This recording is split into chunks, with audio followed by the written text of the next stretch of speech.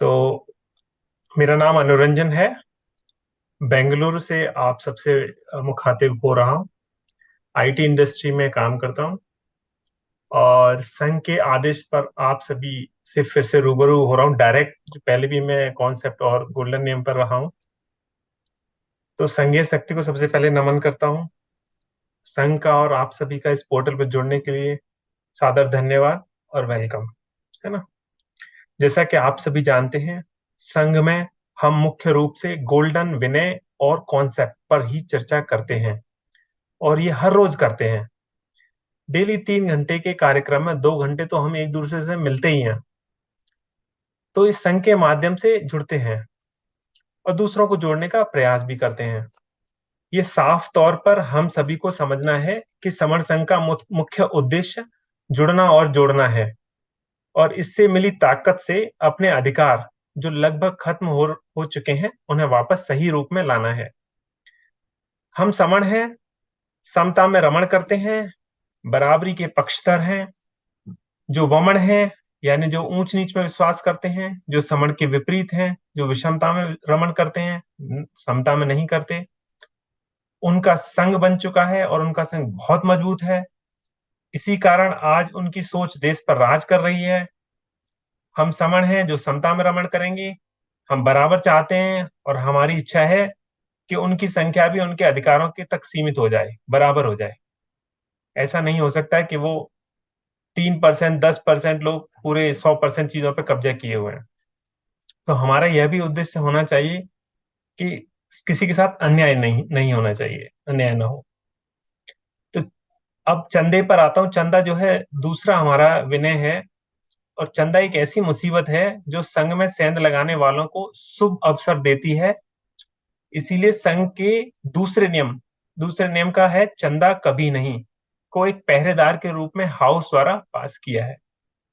यह एक भविष्य में न बदलने वाला नियम है और ये अभी का नहीं है, पहले से ही है। और हमारे जो 10 महाविनय हैं उनमें से एक है जिसे बदला नहीं जाएगा। ये समर संघ जो है बुद्ध के समय से भी बहुत पहले अस्तित्व में आया था और तब से आज तक कहीं भी कोई उदाहरण नहीं मिलता कि समण लोग कोई भी आयोजन करते हो और चंदा वसूल करते हो। कहानियों में अगर देखें, पुरानी कहानियों में, तो ऐसा आपको नहीं मिलेगा। चंदा समणों की संस्कृति ही नहीं है, संस्कृति नहीं है। समण मांगने वाले लोग थे ही नहीं। कहने का अर्थ यह है कि करते सबसे दोस्ती, नहीं किसी से बैर, खुद का खर्चा खुद की सैर। हम अपने आयोजनों में खुद का खर्चा खुद उठाते हैं। यदि आपको और हमें संगत करनी है तो अपने खर्चे पर ही आना है। जैसा कि हम बताते भी रहते हैं कि जब भी हम संगति करने जाते हैं, संगति करते हैं, साथ में मिलते हैं एक दूसरे से, और अगर खाना खाते हैं तो 6 पराठे लाते हैं, 4 खुद के लिए और 2 किसी नए साथी के लिए, क्योंकि नए लोगों को तो नियम पता नहीं। कहने का अर्थ जरूरी नहीं कि पराठे ही लाएं, खाने के लिए खाने लायक कुछ भी हो, उससे मतलब है। पुराने समय से आज तक आपने बहुत कहानियां मिलेंगी जिसमें वमन लोग भीख मांग कर खाते हैं। अभी भी कहानी मिलेगी इजीली कि फलाना ब्राह्मण जो है वो वहां पर भिक्षा मांग रहा था और उनका काम, उन्होंने इसी चीज को एक स्टेटस सिंबल के जैसे बना लिया।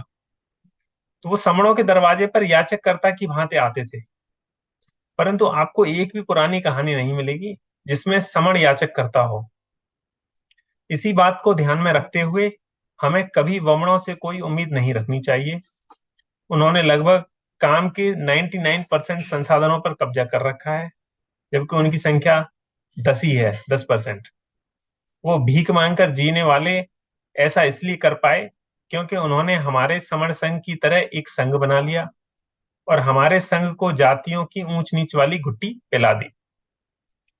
जिनके पास कुछ भी नहीं था वो आज वमर संघ की बदौलत सब कुछ छीन लिए हैं। जिस दिन हमारा संघ उनकी संघ संख्या को पार करने लगेगा, सारे संसाधन समर संघ की जोली में अपने आप गिरने लगेंगे। संघीय शक्ति की ताकत को पहचानिए, खुद अपने प्राकृतिक पुरातन समर संघ से जुड़िए और खुद को जानिए। जब कोई समर संघी आपके घर आए तो वो समर ग्रंथ लाएगा, उसे खरीदिए और पढ़िए। अब तक जो आपके घर आते रहे होंगे, वो सामाजिक हालातों पर चर्चा करके आपको डरा के चंदा लेकर जाने वाले होंगे। इसी बात को ध्यान में रखते हुए मैं कहना चाहता हूं, हाथ जोड़कर कहना चाहता हूं, चंदे का धंधा नहीं, करते खूब कमाई। हम संगी हैं बहन जी, हम संगी हैं भाई। तो हम लोग अपनी पुरानी संस्कृति भूलकर वमनों की तरह मांगने में क्यों लगे? हमारे लाखों संगठन जो है, लाखों लाख लोग जो समण हैं, उनसे करोड़ों रुपए इकट्ठा करते हैं और चंपत हो जाते हैं। उस रुपए से संगठनों के पदाधिकारियों ने खूब वाही वाही लूटने का काम किया है। और हम चंदा, अगर चंदा इकट्ठा वो करें भी और हम भी करें तो क्यों करें? क्या हमें एक हॉस्टल चाहिए, या एक स्कूल बनाने के लिए चंदा करें, या एक यूनिवर्सिटी बनाने के लिए चंदा करें? जब हमारी संख्या इतनी है तो सारा कुछ हमारा ही है। तो थोड़े के चक्कर में चंदे को सपोर्ट करने का कोई मतलब ही नहीं है। जैसा कि मैंने पहले एक बार बताया भी था, हम मेहनत कश इस दुनिया में जब अपना हिस्सा मांगेंगे, एक बाग नहीं, एक खेत नहीं, हम सारी दुनिया मांगेंगे, पर भीख नहीं मांगेंगे। जब संख्याबल अपना जब संख्याबल ही हमारे हक में है, हमारी साइड में जा रहा है, तो थोड़े में गुजारा क्यों? जो हम लोग हैं तो हम उतने हैं, उतनी चीजें संसाधन हमें चाहिए। तो जिस दिन भी वमन संघ की संख्या हमने क्रॉस कर ली, उस दिन से हमारा खेल शुरू हो जाएगा। बस एक बात पर टिके रहिए कि समण संघ की यही पुकार, जुड़ जाओ तो बेड़ा पार। अब प्रश्न ये आता है कि बहुत सारे संगठन के लोग पूछते हैं, बिना चंदे के आपका काम कैसे चलता है? इतने बड़े बड़े आयोजन और संगतियां भी कर लेते हैं, और तो और समर संघ 22 प्रदेशों में और 6 अंतरराष्ट्रीय जगहों पर इकट्ठा करने में कामयाब हुआ है, और वो भी 2.5 साल से कम समय में। इसका जवाब है कि हम अपने सारे काम निःशुल्क जगहों को ढूंढ कर करते हैं। कोशिश करते हैं कि जहां पर पैसा खर्च ना हो। जैसे हमारे समण या महासमणों के नाम पर बने बिहार भवन, उनका हम सदुपयोग करते हैं। अगर कभी निःशुल्क कोई चीज नहीं मिलती, कोई जगह नहीं मिलती, तो जो स्पोक लोग हैं, वो लोग आपस में मिलकर खर्च करते हैं और उसका इस्तेमाल करते हैं। कहने का अर्थ है, जो इस्तेमाल करे वो खर्च करे, किसी पर कोई बोझ नहीं। मिलकर किए खर्च की फाइल बनती है, जो सुरक्षित रखी जाती है। किसी ऐसे व्यक्ति से पैसा नहीं लिया जाता जो वहां था ही नहीं। किसी भी काम के लिए एंट्री फी आयोजन के हिसाब से ली जाती है। जैसे हम कहीं खुद के खर्च पर घूमने जाते हैं, या लोग जैसे पिक्चर देखने जाते हैं। कुछ लोग कंफ्यूज हो जाते हैं कि इस फीस को चंदा समझ लेते हैं। तो भाई, आपको आने की कोई जबरदस्ती नहीं है, आपको अपना खर्च तो उठाना ही पड़ेगा। चंदे में पैसा किसी का और ऐस किसी की, ऐसा यहाँ नहीं होता। खुद का खर्चा खुद की सैर ही करनी पड़ेगी। यहाँ प्रचार प्रसार की सामग्री की कॉस्ट जो इस्तेमाल करेगा वो देगा। जैसे समण ग्रंथ, कैलेंडर, स्टिकर, टी शर्ट जो मैं पहना हुआ हूँ, ये वहीं की है, नागपुर से ली थी।